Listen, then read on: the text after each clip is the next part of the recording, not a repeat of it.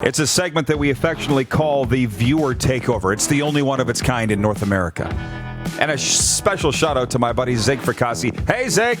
He'll be joining us in hour 2 from SiriusXM NFL Radio. Metal Shingle Guy writes in, Prairie Mobile text line, he says, sadly, it's over for the CFL. Now start the rebuild. New league, new rules, new teams.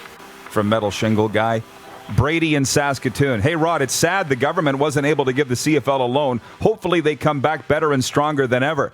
NHL has been very entertaining. NBA playoffs start today with the Raptors taking on the Nets, and the Canadiens got unlucky yesterday, hitting 5 posts. There's no such thing as luck. We don't have time to get into that now. Gary emailing the show account through rodpeterson.com. We all knew that the CFL is a gate-drawn league, could not play with no fees paying fans in the stands. But for the Canadian government to not even consider helping out the CFL is a real disgrace when we all know how they pee millions away on other things with no return that is even positive. Let's hope that next spring they can at least give the CFL some startup money to get the 2021 season going. Ooh, so everybody's talking about this. I feel like Bob Cole right now. Everything's happening.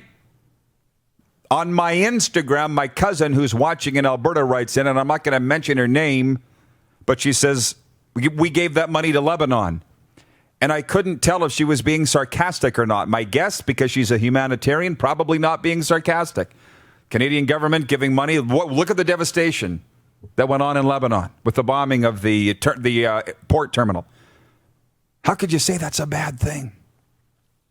Right? I don't think she is. Right. And I should say, by the way, my family all in Alberta and BC watching on TELUS Optic TV love the fact that they can catch me every day. It's a family thing. Don't judge me. They just feel happy that they can watch us every day on Game Plus. But money going to a relief effort versus money for a pro football league, unwinnable argument, not even going to pick a side. You know what I'm saying? Right. How do you... You can't. You can't. You can't. You can't. Pick one or the other. Maybe support both.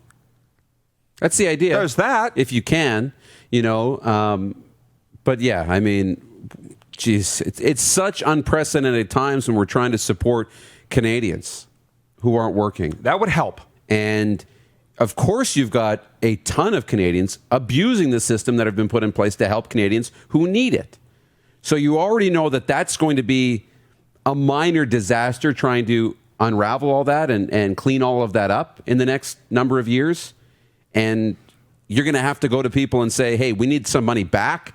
And if you're in trouble and you're taking that money and you probably shouldn't be, you're not going to be in a position to be able to pay that back, $2,000 a month. It's really, really a tough situation. Yeah, and I don't know what the answer is, though. We sit here every day and have coffee together and talk about it. Clearly, they're not listening to our suggestions, and that's fine. Jason watching in Red Deer says it's not the government's responsibility to bail out the CFL or other organizations, for that matter. It's sad but true. But the fact is, I do think that the CFL has been mismanaged, so it's tough to defend, very tough to defend getting federal money. Now, having said that, I pay taxes. I look at these American CFL players that are saying, what have I been paying taxes for my whole career? Henry Burris literally paid millions of dollars in taxes. And these guys can't get any money back in a time of a crisis? To me, that's wrong. But it's not going to stop any Americans from coming up to the CFL in the future. It's just not. Because they see it as a stepping stone to the National Football League, which we'll be talking about next hour with Zig Fracassi. I'm talking about the 4-down game.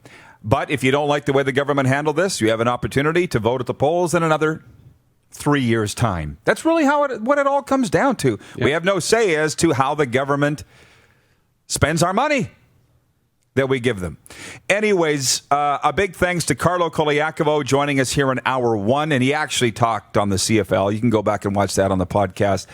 In hour 2, Zig Fracassi of SiriusXM NFL Radio, CFL follower too, and Brian Propp, Philadelphia Flyers great, as the Flyers have a 2-1 lead on the Habs. For the rest of you, we'll see you tomorrow on Game Plus Network right here at 10 a.m. Mountain. Hour 2 come up on Facebook Live.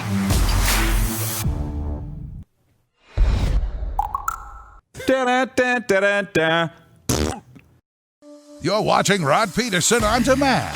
For more of The Rod Pedersen Show, visit rodpedersen.com or follow Rod Pedersen on social media.